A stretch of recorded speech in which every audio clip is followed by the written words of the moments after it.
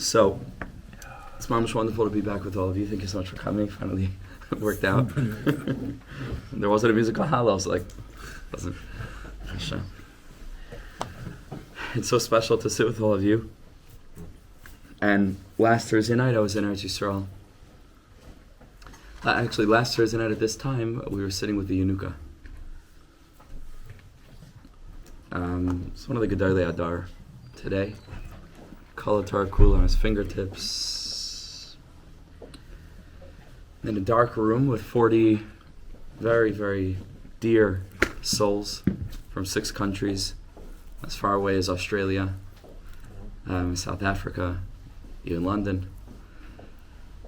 Yidden who have been, for a long time, desperately trying to find a way to bring Penimiyus haTorah to Jews. Penimiyus haTorah, a Torah of neshama that's stripped from every external, cultural, communal affiliation that just has to do with Nishmas Yisrael. The essence of the essence of the essence of what we're doing here, as part of a messianic surge toward the finish line of history, which is described by all the Nevi'im as a time when there's going to proliferate consciousness of Hashem. Umala aretz deis Hashem k'mayim liyam chasim. The pasuk says, all of us are familiar with me, but we'll sing it later in a song. The pasuk says, Hine yamim ba'im, days are coming. And there's going to be, the Navi says, there's going to be a rav, there's going to be a hunger. And the Navi says, but this hunger, lo rav lalechem, not be a hunger for bread, v'loi tzama lamayim, and it won't be a thirst for water, ki im l'shmai l'dvar Hashem. There'll be a thirst to hear the words of God. A hunger and a thirst to look past the reductionist, rationalist, materialist engagement with the world by people whose reductionist, materialist, and rational engagement with the world has led them to a lot of physical plenty and comfort, but a tremendous amount of existential and spiritual angst and pain. So the Ramchal at a Talmud Chaver, who was part of the Ramchal's very closed circle of mystics, of Kabbalists, who themselves were working very valiantly to bring the Geula. If you read about what they were doing, the avodas that they were doing together,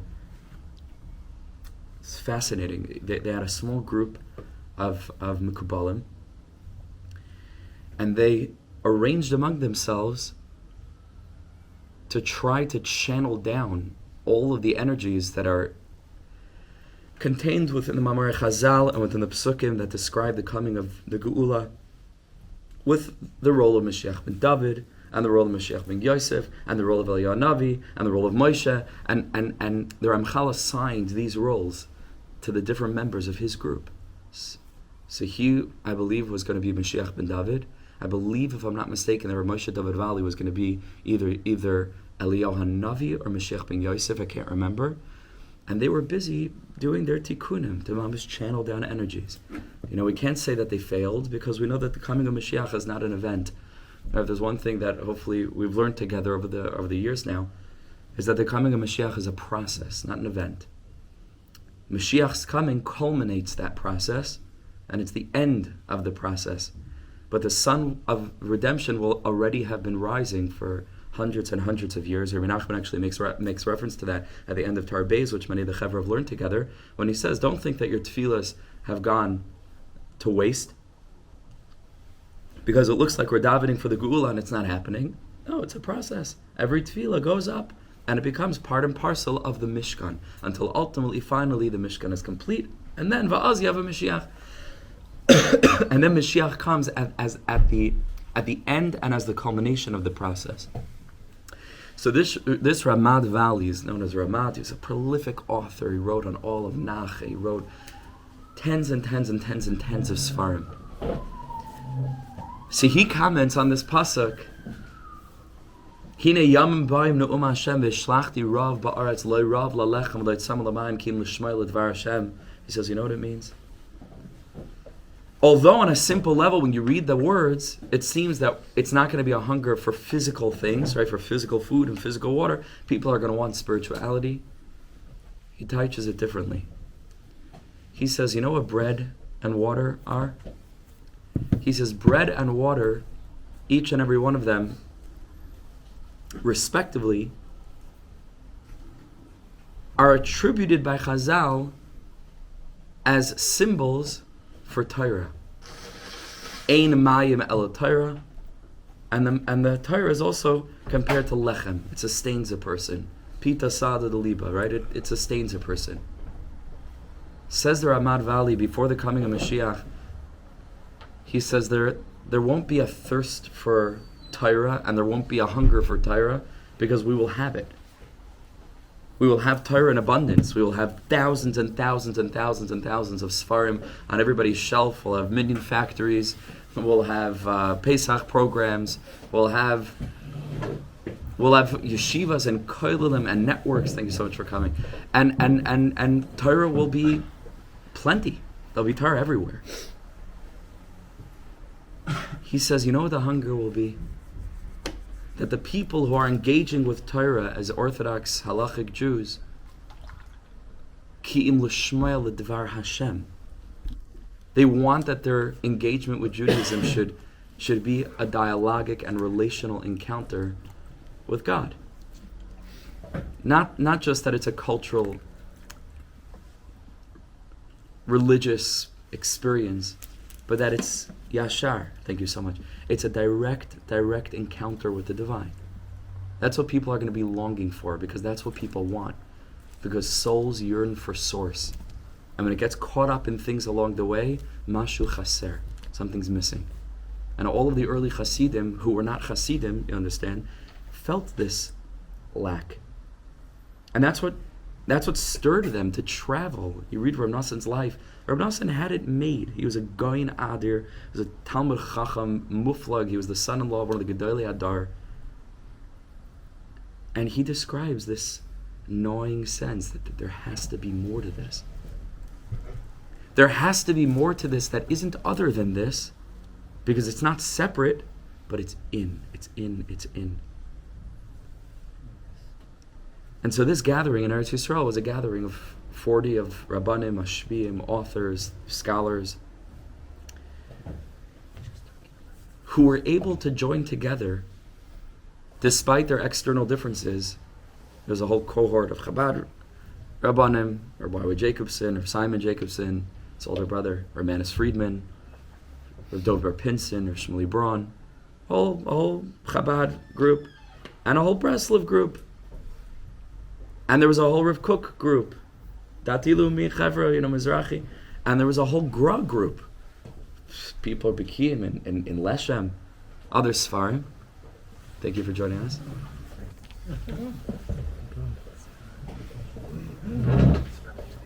And they all gathered together with the stark realization that what they actually intend to teach goes infinitely beyond whatever external way that they show up in their garb and in their culture and in their particular gisha, their particular approach.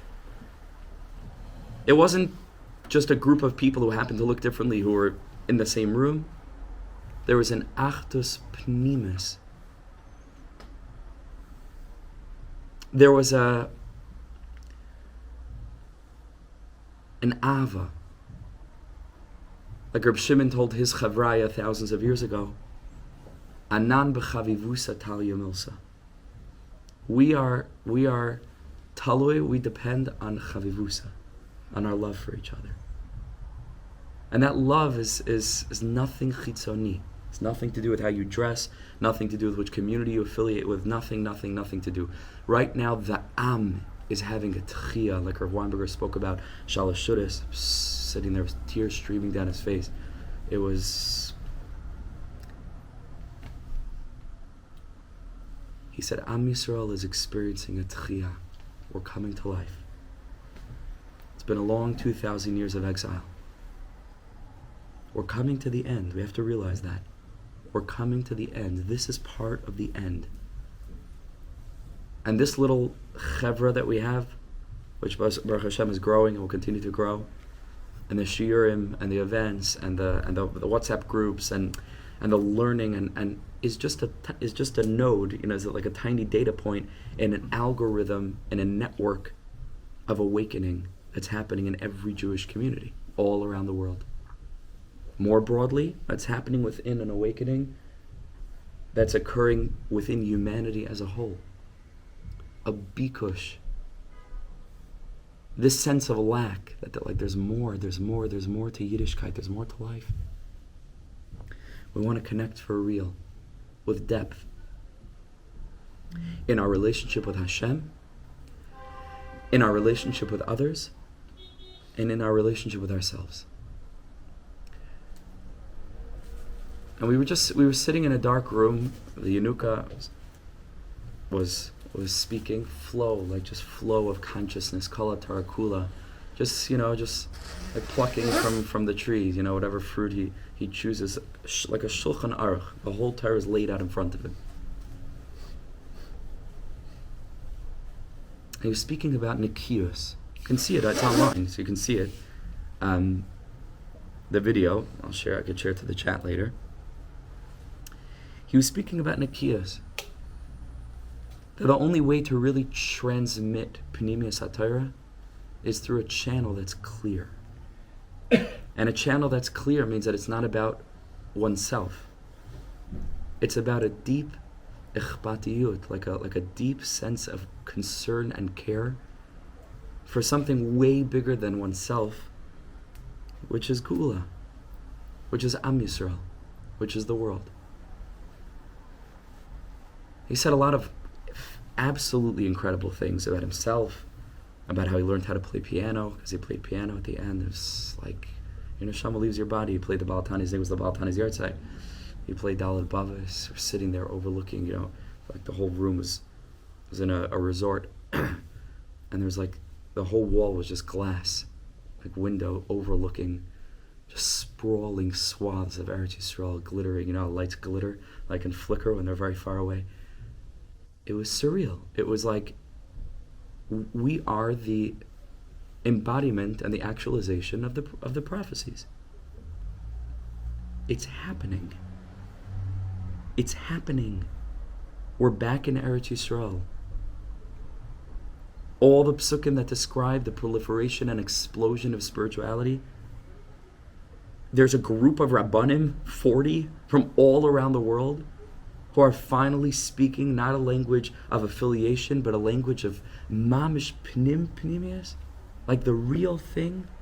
A humble group, I promise you, the humblest group of Jews I ever saw. Each one with their own fancy platform and their own name and their own reputation and their own, this. Everybody checked it at the door, I promise you. It didn't matter. You were part of something infinitely bigger than your own self and your own effort. You were part of something cosmic. Back in Eretz Yisrael, reflected in Am Yisrael's bikush yearning for a return to the Eretz Yisrael of Yiddishkeit, which is all about harabayis, which is all about to be at home with Hashem for real. Ki beisi beis tefila yikar l'chol ha'amim. You can have Har Sinai your whole life and be intellectual, and you can, have all the information in the world. But to show up vulnerably, that's like the key word, I think. To show up vulnerably, to show up authentically, to be willing to face your lack, and be willing to bring that to HaKadosh Baruch Hu, Karav Hashem l'nishbrei leiv. Karav Hashem l'chol karav, God is close to those who call to Him, l'chol asher yikru'u be'emes, people who call out to God be'emes, authentically, not reading words off pages, but to really, really do it, and to learn Torah that encourages us to really do it. That's what this gathering was. And it was an inaugural launch of an organization that's called SHARE, SHARE.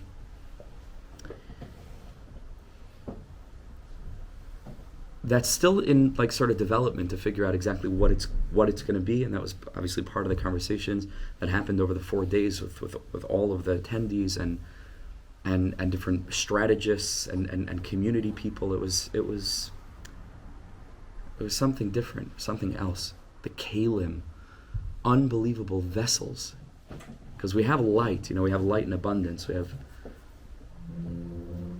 teachings, to satisfy humanity for eternity. Just in any one of those approaches that I mentioned before, Chabad, all eternity. You can spend the rest of your life just in one generation of Chabad. Forget the 7 generations. Breslov, Kudei Halacha's infinite ocean. Rav Kook. You want to start with Rav Kook? Old bookshelf full of Sfarim, Nikola Nister. Endless. The Gra, that old tradition of Yitzchak Isaac Chevra, the Leshem, Chaim Volozhiner, and so on. We have light.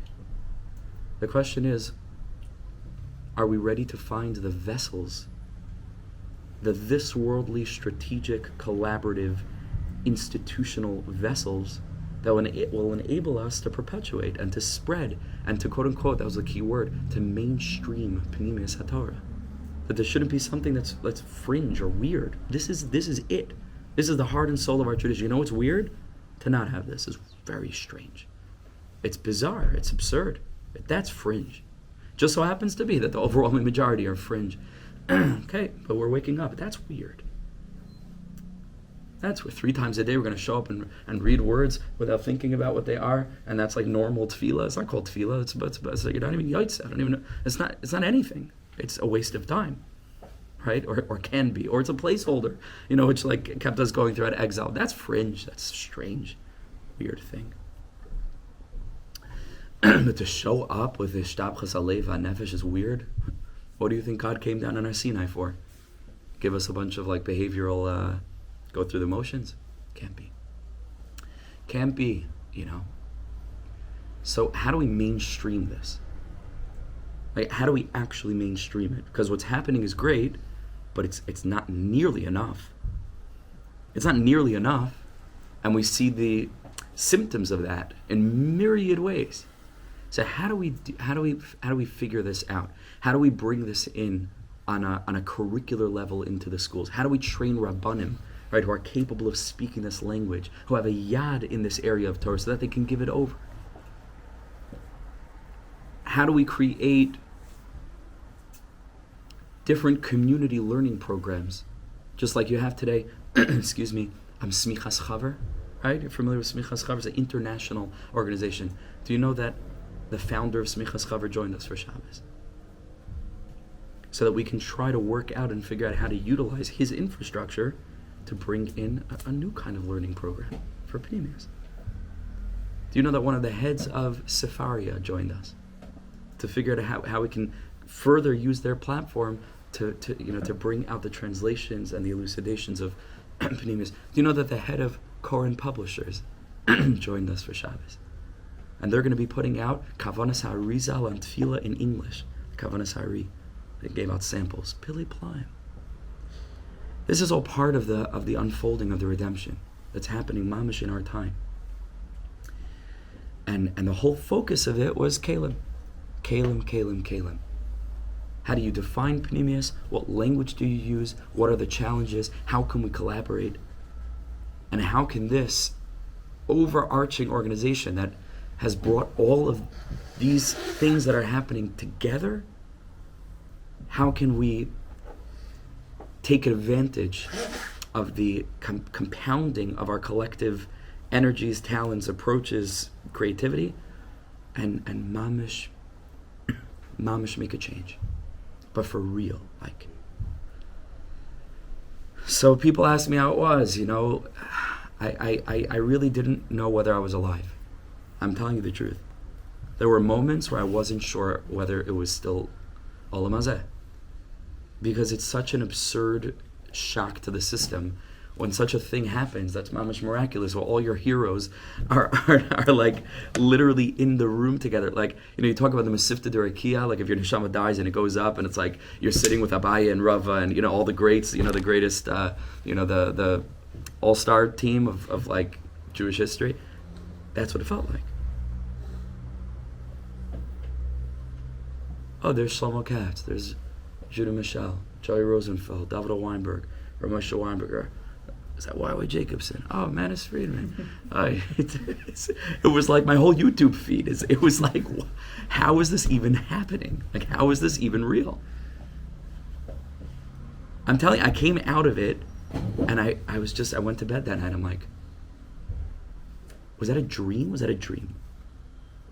And then we started getting, Baruch Hashem, the video footage, and that little clip, if you saw the dancing, that clip that went around, that dancing was the culmination. That was the last thing. After 4 days. 4 days, mamish. It's the best I could do is give words. Ahava. Ahava. Like the Baal Shem HaKadosh said, he came to the world to reveal 3 loves, right? Avas Hashem, Avas haTorah, and Avas Yisrael. Real love. By people who literally do nothing else but think about the Geula every minute of their life. And Rav Weinberger, who's been on this journey for 40 years, that whole thing started with him. In this new iteration, there were those that came before him, obviously. Rav Shlomo Carlebach had a huge impact, generally bringing Hasidus to quote-unquote non-Hasidim. Before him, Rav Hillel Zeitlin, already in Warsaw. Before him, the Kotzker, the Pshischer, Rabbi Nachman, and the Baal Tanya, the Magid, the Baal Shem, the Ramchal, the Gra in his way. Back to the earlier Mekubalim, the Rashash, like this is a long tradition. This is not something new. This is a long tradition. That like the rising of the sun, the Medrash tells us, the Gemara Yerushalmi, kima, it goes very slowly, but kol shehi haleches, hi haleches v'raba. The more that it rises, the quicker it goes. And we're seeing this speed up, which I mentioned before in these shiurim. You're seeing it technologically, how the world is changing minute by minute by minute. We can't even keep up with the technological advances that are unfolding, particularly through artificial intelligence, with that Gilui R of what that is. It's all the R of Partsuf. It's everything we've been talking about in the Likutei Moharan shiurim recently, to our base, to our Gimel, and Partsuf, right? Mishpat, the collectivity of many different, like I mentioned, data points that become a total that's so much more than the sum of the parts. It's called the Partsuf, not spheres, Nakudas, but a Partsuf. That's being reflected in Ruchnias. And the momentum is astonishing. Matzah Shabbos, all of us went in vans. We split up into 6 groups, and we went to 6 different cities in Eretz Yisrael. Matzah Shabbos.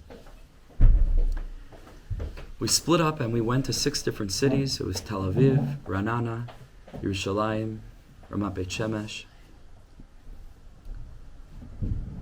I'm forgetting what the other 2 were right now. If somebody remembers, saw the flyer, forgot.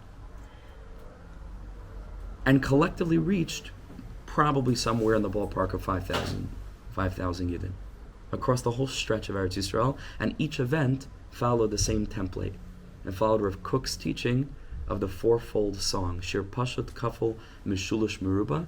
Rav Kook writes, a famous teaching, that there's the song of the individual, there's the song of the nation, there's the song of humanity, and there's the song of all of existence. So each event had 5 speakers. 4 of the speakers spoke for a shorter period of time, 10, 15 minutes. It was supposed to be 5, but we're rabbis, what can you do? So it's about 15, 20 minutes, it turned out. And each one spoke on a different song. So the Shir Pashut, the individual, the nation, humanity, and all of existence. And then the keynote, which was like a senior Rav or lecturer, spoke for a half hour, which of course became an hour, and sort of tied the whole thing together. And then each event had musicians that came to play music sporadically throughout the event. I was privileged enough to go to Ramat Beit Shemesh. About 200 people came, give or take. Men, women, packed. It was a huge base medrash. And it was myself, it was Rav Pinchas Winston, who's an expert in Leshem. It was Rav Moshe Gersh, who's a very, very special mindfulness, meditation practitioner, teacher, who wrote a phenomenally successful book called It's All the Same to Me. Very thin little book, but it became like a New York Times bestseller. And at Rav Yaakov Danishevsky from Chicago, who's the mashpi'im of Avodas Alev, which is very similar to Eilecha happening in Chicago. And the keynote was Rav Simon Jacobson, Rav Y.Y. Jacobson's older brother. If you would have seen the way that after the event, people they didn't leave. They rushed to the front to any additional word that you'd be able to share with them, something in Penimiyus. Where can I hear more Torah like this? This is everything I've been looking for. Or alternatively, people I don't know, I listen to your shirim every day. Your books, your Torah changed my life. It's not my books, not my Torah. I'm just a messenger. It's our Torah. And I tell people, I know what you feel because that's what I felt. So you don't have to be grateful to me. We're grateful together to the source. And back and back and back and back. I promise you, Jews are thirsty for this. Now don't kid yourself, there are still obstacles in the way. There's arrogance, primarily it's gaiva. The primary klipa is the gaiva of thinking that we don't need anything new, because we already have whatever we need. And all it takes is to shake someone and turn them around so that instead of focusing on like a couple of rooms where they learn Talmud, turn them around to face the broader Jewish world. And ask them, is it possible that we're doing everything that we ought to do? 83 or something % of Jews don't know that they're Jewish b'chlal. So we're doing what we need to do in God's world. You look at humanity, the whole world is falling apart. The whole thing relies on us. We're supposed to be Ar Lagayim. And we don't feel a chisaron in our own heart. We think that we're there. We think we're okay. In addition to obstacles of quote-unquote Messiah, where people say, no, this is not the way that things have been done. Even though generally when we talk about Masorah, in that sort of context, we're really speaking about a very new Messiah, not an old ancient Messiah. We're talking about a Messiah of 250 years. It's not much of a Messiah, because in the broader context, my Messiah comes from Yeshayahu Hanavi. And he said that Lam li roiv zevchechem. God said you could have all the frumest karbanis with all the chumras in the world. B'svasav kibduni, if you're honoring God with your lips, b'velibam richak mimeni, God says, this is not what I had in mind. When I entered under the chuppah of Kafalem Har Kagigas to build a relationship of Shir Hashirim with this people. Avani l'doidi v'doidi li. My Messiah is the Messiah of David HaMelech. Of Tzamalecha nafshi kamalecha b'sari be'eretz tzia v'ayif b'limaya. Of nichsaf havakam kolsa nafshi l'chatzres Hashem. That's my Messiah.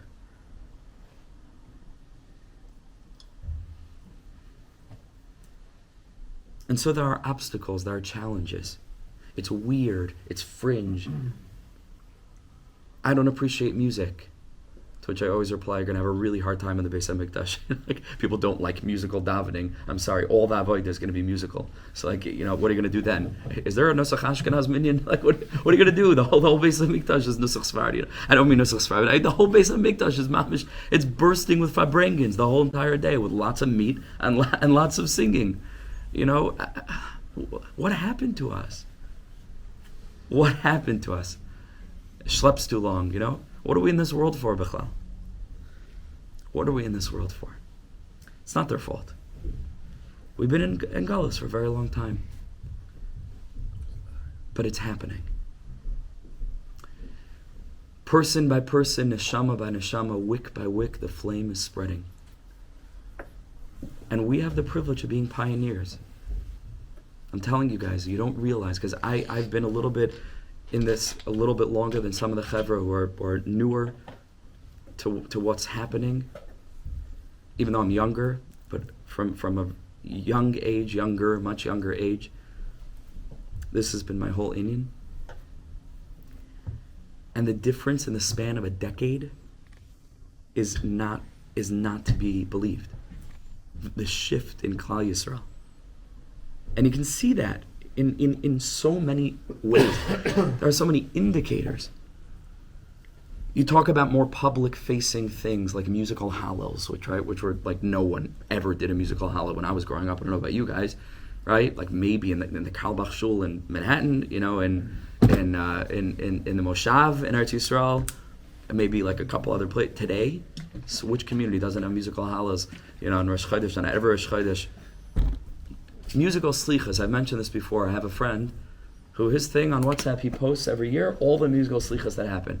I've been tracking it. Like the first year was like 2, 3, every year. Tens and tens and tens and tens.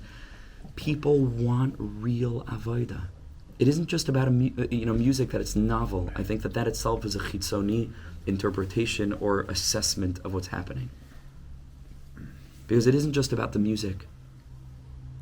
People are willing to stay long, long, long hours in a shul where they feel connected.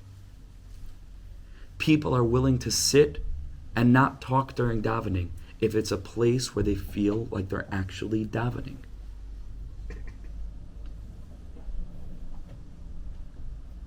Yidden are ready.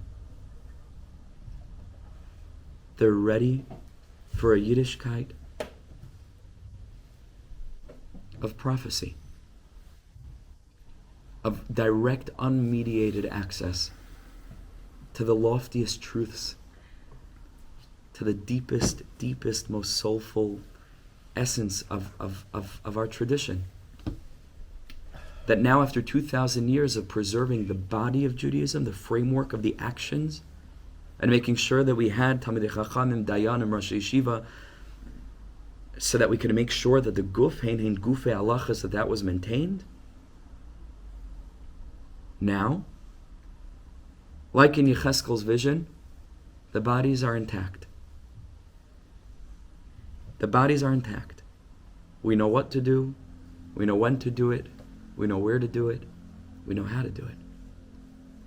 Am Yisrael is gathering together in Eretz Yisrael, trying to work out our internal family systems, and dynamics. What we're ready now is for what Yecheskel saw as the second stage of the prophecy, a ruach mimarim. For a ruach mimarim, for a living spirit to descend into this guf, into this shell of a religion, and to bring it to life, mamish to life in every aspect, through intentionality and consciousness and love and awe and yearning and humility and authenticity and vulnerability and a sense of mission, which we speak about so often, and a sense of integrated balance between the spiritual and the physical,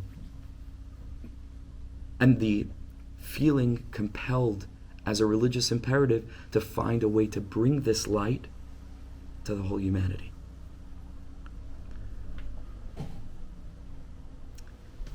So this is where we're at now. It's happening. Each and every one of us is a part of it. Each and every one of us has an achrayus to try to bring this to others in our circle.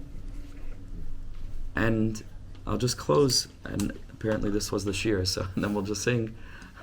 I hope you'll forgive me. I just had to tell you a little bit about, I'll never forget that as long as I live. I'll just close with a teaching from the Vilna Gaon.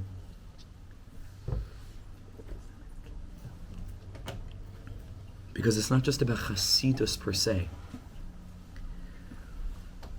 It's about Reb Shimon, it's about Rashbi, it's about the Ari. The Arizal is non-denominational, Rabbi Shimon Bar Yochai is non-denominational. Sephardi, Litvish, Hasidish, Breslov, Chabad, Rav Kook.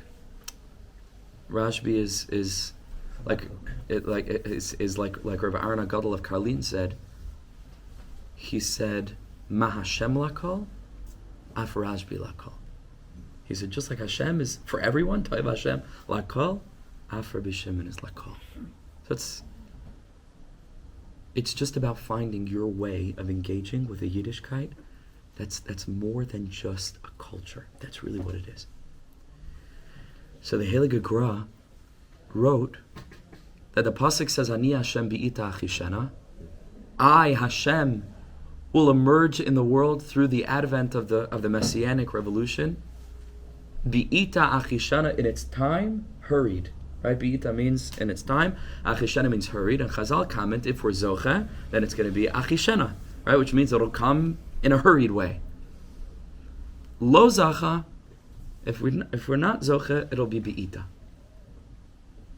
Says the Vilna Gaon, although it's true that Chazal have this interpretation,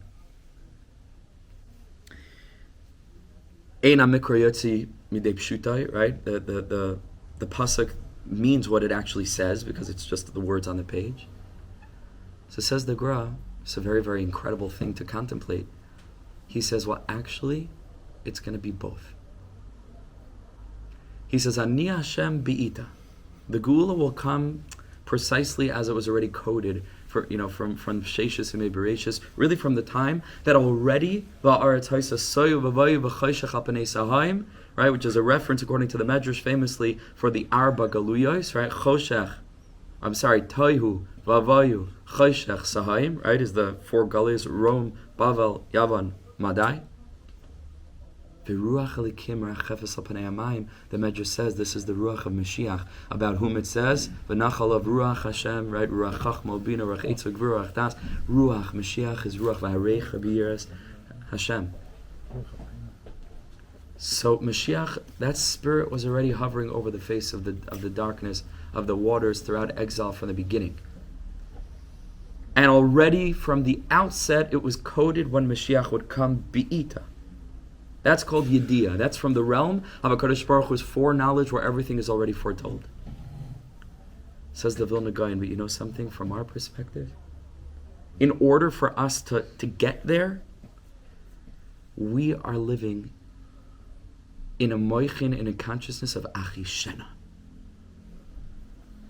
That culmination of history, which will happen, quote unquote, again, in its time, will happen because hungry souls, Kol Dichvin Yesei V'Yechel, Pesach Seder, which is all about Amunah, isn't just, we're not talking about hungry people or anybody who needs, something to eat, come and eat a, cardboard tasting cracker.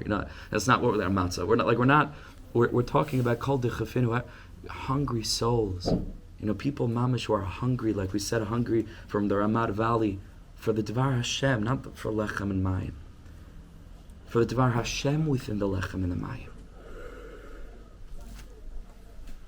The hungry souls pushing and making every ishtadlus and conventions and summits and collaborative WhatsApp groups and different kinds of programs and projects and shiurim and content and videos and podcasts and songs and pushing for a cultural revolution with urgency, not letting a moment waste. Not wasting a second, feeling the weight of the achrayas to bring this to people because it's life-saving medicine. It's medicine. It's healing. And there are people who are suffering for naught. For naught. They're suffering for naught, for nothing. Especially our teenagers. They're suffering needlessly. Because they know more than anybody that they need something more than what they're getting. And we can give it to them. But we can't give it to them because there are still obstacles. Okay, so we push to try as best as we can to work within the framework, slowly but surely upgrading kima, kol shi'alechas v'rabba, until we come to the time of Mashiach, and it happened exactly when it was supposed to happen, but through our frenetic rush. Says the Gra, Be'ita Chishan is two sides of the same coin. That's called Yediyah and Bechira. Bitachon and Hishtadlus. So we have to make our Hishtadlus. We're making our Hishtadlus here, my humble self, some of the chevra who are really involved, to make sure that this grows. Our chevra grows. Whether it's through the shiurim, whether it's through different events, opportunities, Shabbos, davening, whatever it is. There are challenges there too. But to make sure that mamish, like we're in, we recognize the truth of this, we're passionate about the truth of this, and we find our role in it. To become conduits, just like I'm a humble conduit, I'm not better or worse than anybody else, I'm just the same. That we all find our way to turn our whole life into a channel that's plugged in on the one hand to the light of Rashbi, of the Ari, of the Baal Shem, of Rabbi Nachman, all the tzaddikim, and on the other hand is open to just one other Jew. You invite somebody to have a chavrusa to learn Penimiyus with you, something Penimi. You encourage another Jew. Small, not big, huge things, small ways. You find a way to share this light, spread love, right? Spread out all around the world. Ufaratsta yama v'kedma tzafayna v'nekba. Kadosh Baruch Hu should help. That we should have our finger on the pulse of this nation, recognize with gratitude the way that we're literally witnessing history unfold in front of our eyes. It's happening through us. Like we are it. It's happening through us. And we're zocheh to be a part of it and to find our place within it. Because the R of Mashiach is the R of partsuf, of collaboration, where it's not hierarchical. It's just, it's everyone. It's all of us schlepping our broken hearts and just depositing them in the same Chonei HaMagal circle. And just standing there adamantly and looking up and say, Rabbanu Ta'al Mekayla, I can't breathe without you anymore. We need to bring you back into Yiddishkeit. We need to bring the neshama back into the guf. We need to bring Penimiyus to illuminate the chitzonius. And in so doing, we should merit the culmination of this process. Achishena, bi'ita, or the coming of Mashiach, b'mher b'yameinu, amen v'amen. Amen.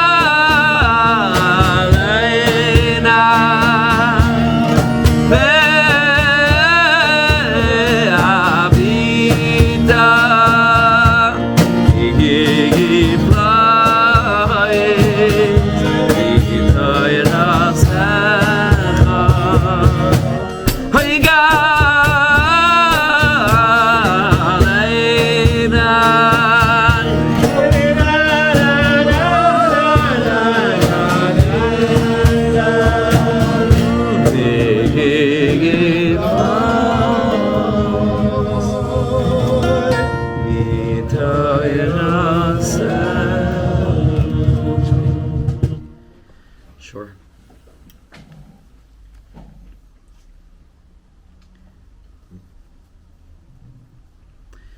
I think one of the most natural ways that movements lose their way is by not being conscious of the fact that movements lose their way.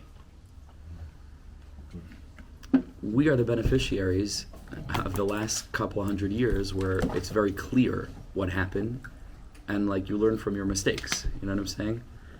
And so I think we already have a tremendous advantage by going into it knowing that there's a pitfall that ought to be avoided. And that's number one. Number two is that I personally believe that one of the pitfalls of Hasidus was the fragmentation into different sects around different leaders, each of whom became, their own sort of insular world. That was counterintuitive for the Ar of the Baal Shem Tov, because the Ar of the Baal Shem Tov is an Ar of Achdus, not fragmentation. The Maggid's Beis Medrash, which I like to say often, because the Maggid's Beis Medrash encompasses for me the essence of Hasidus, right? Because from there, Nahar and Nahar Pashte, all the different groups sort of spread out. We're sitting now on Reb Zusha's yard site, right? So the Reb Zusha, the Reb Melech. I always go down the list, the Baal Tanya, the Raditch of Arab, the Chazim Lublin, Reb Aaron of Karlin, Ben Eliezer Lippman. Thank you. Reb Zusha ben Eliezer Lippman, okay, Shkara. And all the tzaddikim, they all sat in one Beis Medrash. The Ar of Hasidus was shining there because it was an Ar of collaboration. It was an Ar of differences that were irreconcilable on the level of communal affiliation. But that because the Ar of Penimiyus was shining so bright, it was there. Then, in the attempt to sort of to mainstream it and sort of concretize it, it became incredibly fragmentary. What excites me about this that's happening now is that there is no leader. Like, there was no leader there.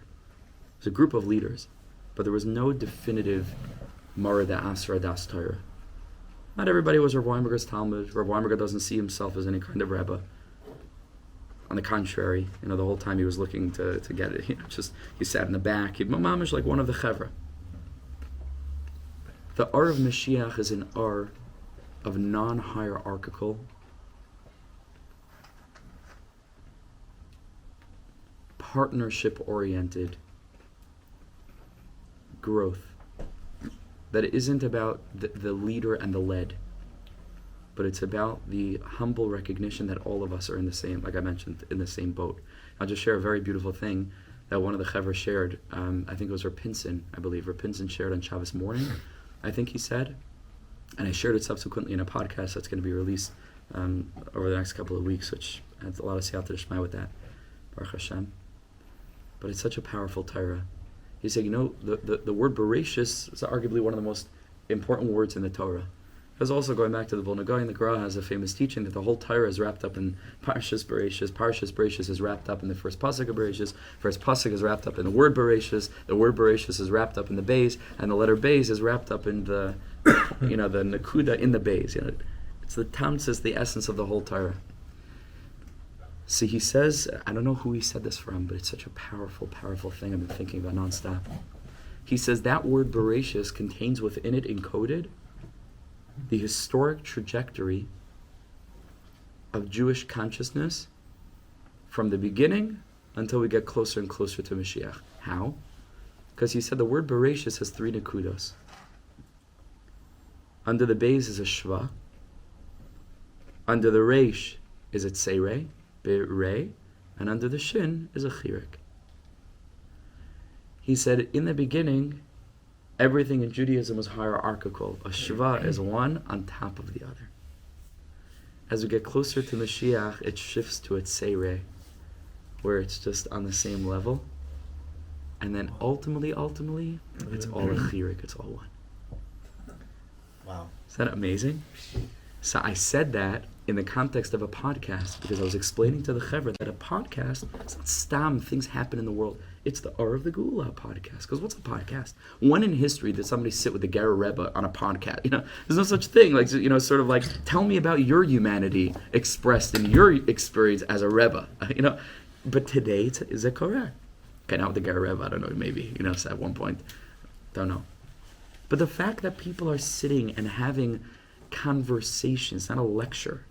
People are interfacing. People are sharing vulnerably in a way that we've never seen in history.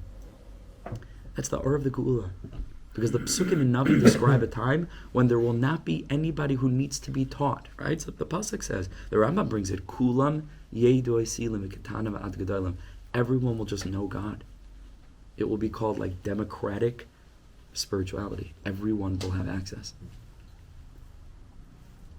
The great religious institutions were always terrified of this.